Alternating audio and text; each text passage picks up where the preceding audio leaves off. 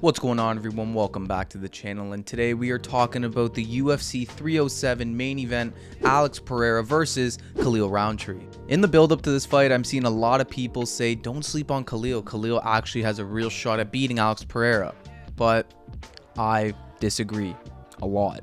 There's an argument for this fight not even needing to be made in the first place. I mean, there's guys above Khalil in the rankings, like Magomed Ankalaev, who are way more deserving of a title shot. But sometimes in this sport, timing is everything, and a couple things fell into place for Khalil to step in, so here we are.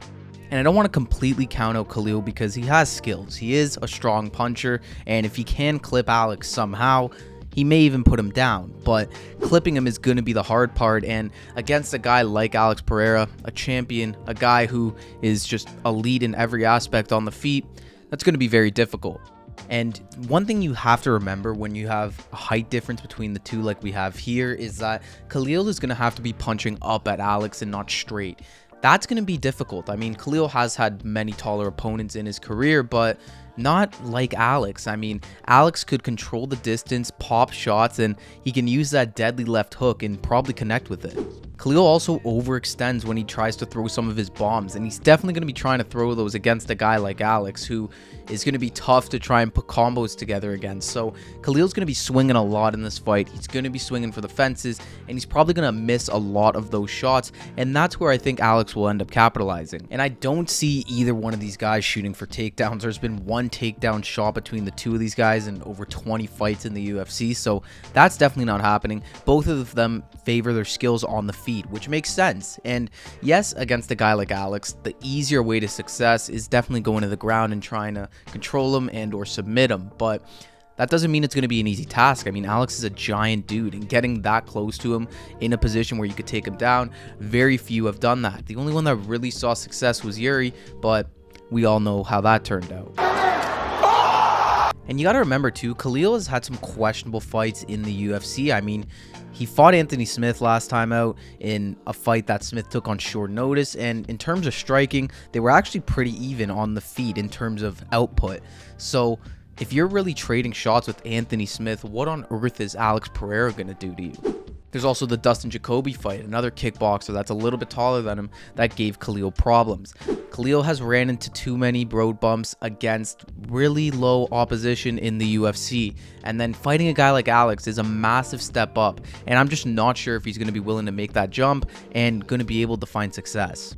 Another thing that people are saying is that Pereira might even be overlooking Khalil. He's been talking about fighting DDP, potentially going back down to middleweight, but I don't think he's overlooking him. I think he's just trying to find what the biggest fights are for him at this point. Remember, like I said, Alex Pereira is probably the biggest star in the UFC right now.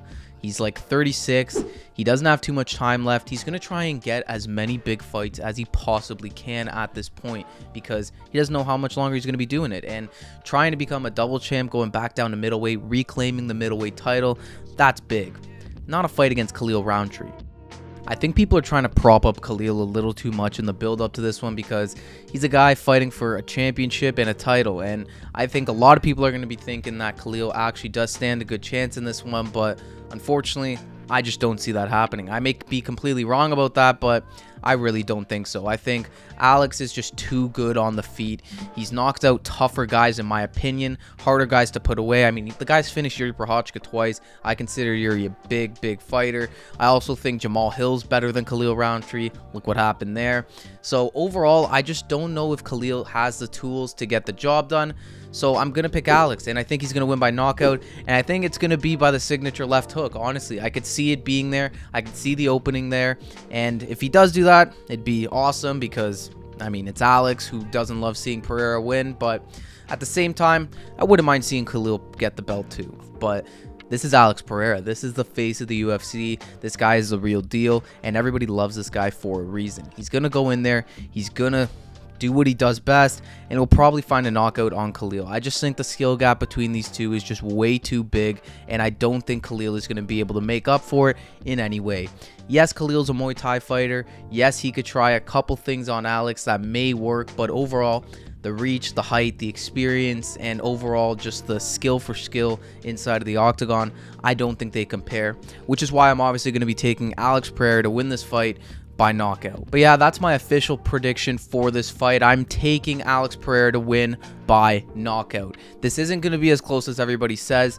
People are trying to prop up Khalil, trying to get people to bet on Khalil because of the massive favorite difference between the two. I think Pereira's a minus 500 favorite heading into this fight, which is ridiculous. Don't bet on this fight because it's just not worth it. But I think a lot of people are trying to prop up Khalil because they know him. They think he has what it takes to beat Alex, but no, he doesn't.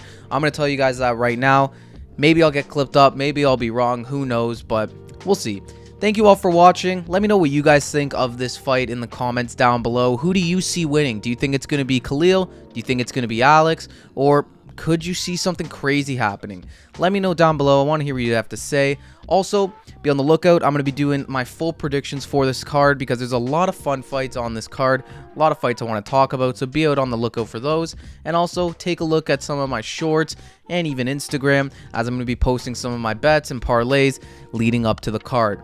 Thank you all for watching once again, and I'll see you all in the next one.